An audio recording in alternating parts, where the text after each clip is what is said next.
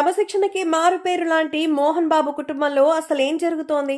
తన సొంత కష్టం మీద ఎలాంటి బ్యాక్గ్రౌండ్ ఇమేజీ లేకుండా ఇండస్ట్రీలోకి వచ్చి నేడు ఇండియాలోనే top most legends list go ఒకటిగా నిలిచినటువంటి మోహన్ బాబుకి ఏది సులభంగా రాలేదు. రేయింబవళ్లు కష్టపడి పనిచేసి ఒక క్రమశిక్షణతో ఎదిగిన వ్యక్తి ఆయన.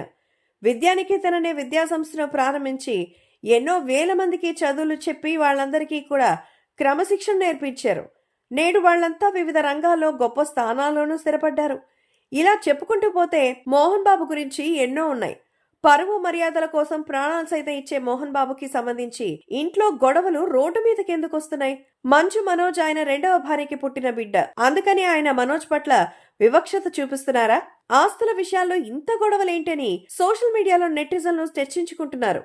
గత ఏడాది మంచు మనోజ్ తన ఇన్స్టాగ్రామ్ లో అకౌంట్ లో తన సోదరుడు మంచు విష్ణు తనపై దాడి చేయడానికి మనుషులతో కలిసి వచ్చారని ఒక వీడియో రికార్డ్ చేసి పెట్టారు. ఇది అప్పట్లో పెద్ద దుమారమే రేపింది. కాసేపు పక్కన పెడితే నిన్న రాత్రి మోహన్ బాబుతో మనోజ్ కి పెద్ద గొడవలయ్యాయని, మోహన్ బాబు తనపై తన భార్య మౌనిక రెడ్డిపై దాడి చేశారని మంచు మనోజ్ పోలీస్ స్టేషన్ లో ఫిర్యాదు చేసినట్టు వార్తలు వినిపించాయి. ఈ విషయం బయటకు రాగానే వైల్డ్ ఫైర్ లాగా ఇండస్ట్రీ మొత్తం వ్యాపించింది.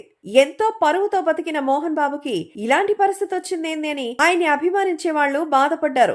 అయితే సోషల్ మీడియాలో ఒక రేంజ్ లో వ్యాప్తి చెందిన ఈ వార్తలపై మోహన్ బాబు పిఆర్ టీం స్పందించింది. మోహన్ బాబుపై మనోజ్ పోలీస్ స్టేషన్ లో ఫిర్యాదు చేశారనే విషయంలో ఎలాంటి వాస్తవం లేదని, ఎవరో కావాలనే ఇలాంటి పుకార్లు పుట్టిస్తున్నారంటూ చెప్పుకొచ్చారు. అయితే సోషల్ మీడియాలో ప్రచారం అయ్యే ప్రతి రూమర్ పై స్పందించే అలవాటున్న మనోజ్ ఈ విషయంపై ఎలాంటి రియాక్షన్ ఇస్తారో చూడాలి. పెద్దల సామెత ప్రకారం నిప్పు లేనిదే పొగరాదు. ఏమీ జరగకపోతే ఇలాంటి వార్తలు ప్రచారం అవ్వవు. కేవలం తన కుటుంబ పరువు రోడ్డు పాలు కాకుండా ఉండేందుకే మోహన్ బాబు ఇలా కవర్ చేస్తున్నారని సోషల్ మీడియాలో కొంతమంది నెటిజన్లు కామెంట్స్ చేస్తున్నారు. మరి ఈ వ్యవహారం ఇంకెన్ని మరుపు తిరుగుతుందో చూడాలి.